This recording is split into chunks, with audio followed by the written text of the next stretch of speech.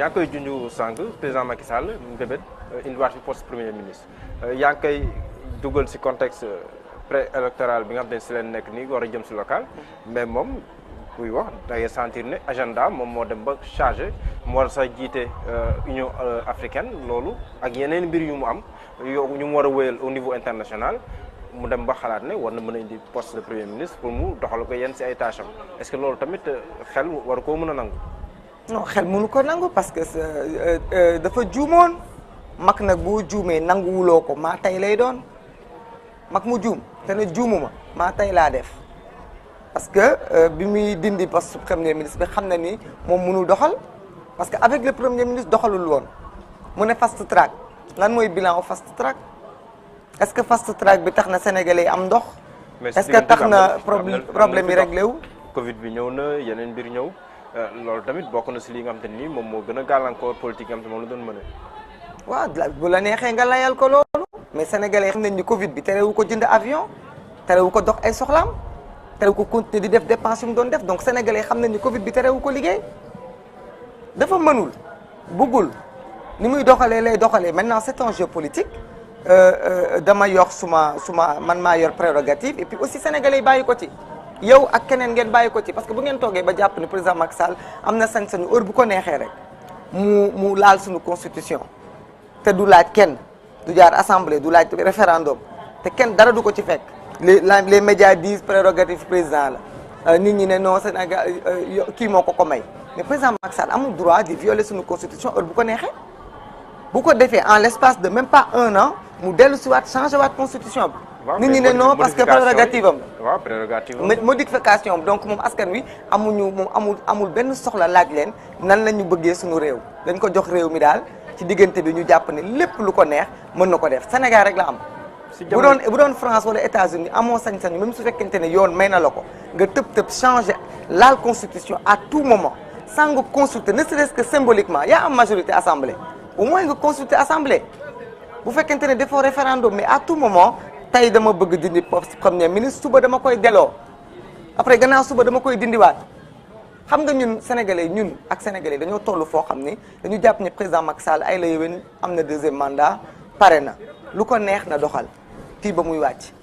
yow da nga gëm ne fii mooy deuxième et dernier mandat. et bien sûr que dama ko gëm te moom sax gëm na ko parce que secrétaire d'État américain bi mu ñëwee keroog wax ko xam na ni loolu lay def parce que président Macky Sall du laaj fii troisième mandat te amuñu ko ci jàppale. France da ci yaakaar États-Unis te foog naa ñooñu woon wax nañ ko liñ ci bëgg boo xoolee sax ci ginnaaw loolu la waxu premier ministre bi parce que mu ngi wax ak ñooñu waxul ak sénégalais yi nañu xam ne am seen ful ak seen fayda li jënd seen i problème gis nga problème mu poste premier ministre problème mu troisième mandat président Macky Sall du ñun la ciy waxal bu ci amee ñu ko jàppale ci biti mu dem ba ko ñooñu ne wax ci lu leer le lendemain xaw ma le surlendemain xoolal ci say archives ci la waxu premier ministre bi tempo bi mu ko defee il ne parle pas aux Sénégalais. mais moom ba léegi waxul ne du ko def defe na rek bu jotee dina si wax waaye du def loolu day jalgati. waaw ñun tamit dinañ xaar ba mu jot ñu wax ci ñu jéem a wax ci askanu ci soxlay askan wi wax ci problème mu étudiants yi nga xam ni fan yii yëpp ñu ngi leen di massacrer. loolu dina si yaa ngi dégg voilà ñu bàyyi ko moom gannaaw ñu ne wax moom waxagu ci ñu nit dañ koy xaar mais li ma la mën a xamal mooy.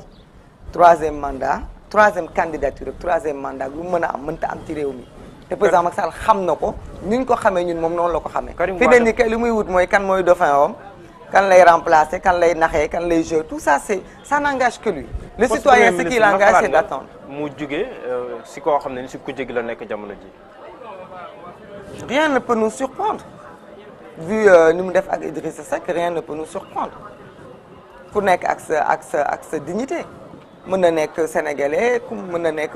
lambda mën na nekk politicien mën na nekk opposant mën na nekk qui que ce soit l'essentiel mooy ñun amaluñu importance parce que ñun bi mu koy dindi ne woon nañ ko bu ko dindi baaxul mu dindi ko tey da koy defaat amaluñu loolu du changer dara bu tegoon 3 premiers ministres du tax mu wàccoo ak sénégalais opposition bi tamit mën na am lu muy briser dans l'opposition lu muy changer les sax xam naa ne ñi mu war a doon ñi nga xam ne ñoo tax opposition taxaw du nekk ñoom donc xam naa ni keneen ku mu doon ci opposition bi te nekkul ñi nga xam ne ñoo nekk di opposé wu ñun ça nous est égal et on sait que ceux qui s'opposent continueront de s'opposer d'accord léegi dañuy avancer tuuti Karim Wade Khalifa Sall loi d'amnistie bi nga xamante ni ñu ngi koy ruumandaat boo xamante ni daf leen di rétabliraat si seen i droit ndax loolu jàpp nga ne lu jamono laaj la jamono ji. jamono laaju ko amul pertinence bon comme toujours ay calcul politique la président Macky Sall bu décidé day amnistier fekk si nañu ñun ñu doon xeexal Karim Wade doon xeexal Khalifa Sall te ne woon ne defuñu dara parce que loi d'amnistie fo Sénégalais xam lan la mooy lépp luy penu nit nga effacé ko dellu ginnaaw lam nit ki defoon nga ne defu ko effacé lépp à zéro kon ñun ñi nga xam ne dañ doon xeex ne loolu injustice la ne teguwul ci yoon bu defee loi d'amnistie bi fekk si nag ñooñu kon ñun mënuñu contre loi d'amnistie ci forme bi ci fond bi li tax ñu contre ko mooy dañuy demander président Macky Sall mu respecter Sénégalais parce que mënoo ñëw engager des milliards ci traque des biens mal acquis engager la crédibilité et l'honneur du Sénégal et de la ville de Dakar destituer un maire élu légalement destituer un député élu légalement si ce même magistère tu reviens dire j'efface tout ce que j'ai fait loi d'amnistie c'est musuma ko gis nit ki condamné nit dellu ne dama lay baal gis nga dañuy def amalgame loi d'amnistie bi fi amoon 2001 pouvoir bu bees moom moo ko defoon dafa am pouvoir bu jàlloon commettre benn injustice wala benn vote wala benn loi ñeneen ñëw ne dañu koy réparer mais yow ci sa jëmmu bopp yow yaa décidé damay poursuivre ñii parce que dañu jël alalu réew mi nga toog ba mu neex la nga def ko en espace même pas 3 ans 4 ans nga ñëwaat nga ne bon ñi nga xam ne ñoom laa tëjoon te toppoon leen te tuumaal leen te tilimal leen te jël seen alal yéen sénégalais yi def ci ay commission rogatoire fay ci ay avocat mobiliser ci tribunaux yi dindi ci maire dindi ci député def ci loolu yépp ñooñu damay effacer lépp lu nga xam ne man maa waxoon ni def nañ ko est-ce que loolu ku respecter kàddoom dina ko def au-delà de ne pas respecter les Sénégalais. mais loolu leneen la loolu disposition sunu arsenal juridique moom moo ko. mais il faut arrêter de se cacher derrière ça suñu arsenal juridique waxu la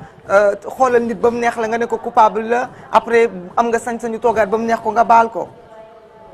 bu fekkee loolu la kon mais au nom de la stabilité politique tamit. parce que au nom de la stabilité politique aussi parce que réew am na fu muy toll foo xam ne nii faaw nga jëlale yenn saa yenn mbir yi au nom de la stabilité politique est-ce que tamit loolu mënu koo justifier. instabilité politique dafa am jamono yi. am na ñu jàpp ne le jeu politique sans Karim Wade sans Khalifa Sall loolu day xajamal le jeu politique au Sénégal. waaw da koy xajamal mais Khalifa Sall ak Karim Wade vont se battre politiquement et puis ñoom ils sont pas demandeurs. Khalifa Sall Karim Wade mi. Karim Wade n'est pas demandeur son parti mu ngi koy wax bëggul nee na amnistie il veut la révision de son procès Khalifa Sall n'est pas demandeur loi bi nga xam ni article 27 bi nga xam ne président Macky Sall moo ko changé pour def ne képp ku nekkul électeur. munoo bokk bu ko dindee ñooñu dinañ bokk te du def amnistie pourquoi insulter la mémoire ci code électoral pourquoi insulter tout le temps la mémoire des Sénégalais en l'espace d'un peu de temps on fait croire aux Sénégalais que des personnes sont des criminels financiers sont des voleurs après on revient pour avoir bonne conscience pour se absoudre sa péché yëpp nga bëgg a ñëw effacer lépp à zéro et tu veux qu'on te le laisse et vous continuez de dire non prérogative bu président la président prérogative ba mooy jaay sax Sénégal am na ci droit parce que moom mooy le premier magistrat kon na jaay réew mi nit ki du lépp lu nga mën nga war a def. yaa ngi wax ay Karim Wade xeex mais Karim Wade jox na la ku nekk dans les dispositions de se battre pour être rétabli. mais loolu Sénégalais yi ñoom ñoo koy xool moo ak moom bu fekkee dina bokk. surtout koo xam ne ni yow jàppale woon nga ko bu baax. waaw mais bien sûr bu bëri sa jàppoon na yow PDS nga bokk. waaw mais loolu je pense que réglé nañ ko Sénégalais xam nañ ko avec le temps xam nañ ni injustice bi ñu doon xeex ba tey ñu ngi ci injustice dañuy xeex te gëm nañu ni tey bu fekkee Karim Wade xeexul mais moment bu waree taxaw ak i nawleem parce que ñeneen opposant ñu ngi fi Sénégalais dinañ tànn ñooñu à la place de ki xeexul du ñu jël ko xeexul di ko ko jox partem ñu ne nañu bëgguñu amnistie révision de procès la ñu bëgg Khalifa Sall wax na ni il n'est pas demandeur te nee na politiquement la ñu ko xañee te politiquement dina ko xeex kon loi d'amnistie bi c'est pour qui il faut regarder au-delà de ça au-delà de ça une loi d'amnistie ne vise pas une seule personne ça vise des faits est-ce que dans ces faits là bëgguñu ci làq yeneen nit ñoo xam ni xamuñu kan ak kan la loolu itam il faut ñu wax ko loolu moo tax ñun ñu ne gisuñu pertinence loi d'amnistie bu fekkee rek pour indi jàmm fi mu jaaroon ba dindi leen ci code électoral yi ba fa jaaree ba delloo leen ñoom ñaar ñooñu lay concerné parce que Karim Wade ay droits civiques am ça n'a pas été prononcé que daf ko perdre. Khalifa Sall même chose donc on peut très bien changer le code électoral c'est beaucoup plus facile que de nous parler d'une loi d'amnistie qui quand même avant qu'elle se présente il faudrait que le président Macky Sall soit fasse son mea culpa que dafa juumoon soit mu wax nit ñi lan moo tax mu ñàkkloo nit ñi xaalis ak li fi am lépp ay des gens ont été emprisonnés des gens ont été humiliés tout ça lui il ne peut pas être un bourreau et un sauveur en même temps. D'accord.